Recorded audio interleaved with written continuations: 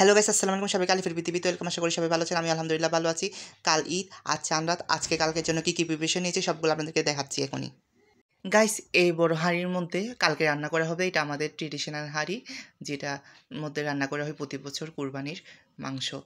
আর এটাও বের করা হলো এবং আমি ঘরের পিছনে বের হলাম। বের হয়ে দেখছি যে বাইরে একটা চুলা, যেটার মধ্যে কালকে রান্না করা হবে, চুলাটার মধ্যে হাঁড়ি বসিয়ে সেই চুলাটাও রেডি করা হলো।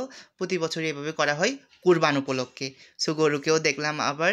আর দেখলাম যেগুলো কালকে যেগুলো লাগবে উপকরণ, মানে গরুর মাংসগুলো কোটার জন্য সব কিছু আছে এবং উপরে শেডগুলো সম্পূর্ণ করা হলো। আর খুবই সুন্দর করে, মানে পরিষ্কার পরিচ্ছন্ন, নিট অ্যান্ড ক্লিনলি সব কিছু রেডি করা হলো, যাতে কালকে খুব সুন্দর হইতে আর কোনো কিছু হঠাৎ করে তাড়াহুড়া না হইতে। দেখতে পারতেছেন এখন রাতে গরু আমাদের সামনে নিয়ে আসা হয়েছে, পিছন থেকে বসে আছে।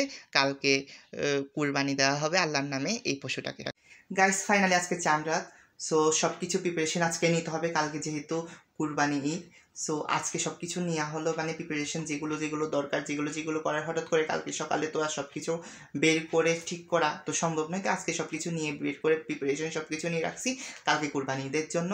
দেখেন, এদিনই লাগছে কুরবানি ঈদের চাঁদ দেখা গেছিলো। এখন দেখেন কুরবানি ঈদের আজকে চাঁদ রাত এসে গেছে। সময় খুব দ্রুত গতিতে চলে যাচ্ছে। সো আজকে এসে গেল চাঁদ রাত এবং কালকে হচ্ছে ঈদুল আজহা। সো আশা করি ভিডিওটি সবার থেকে ভালো লেগেছে।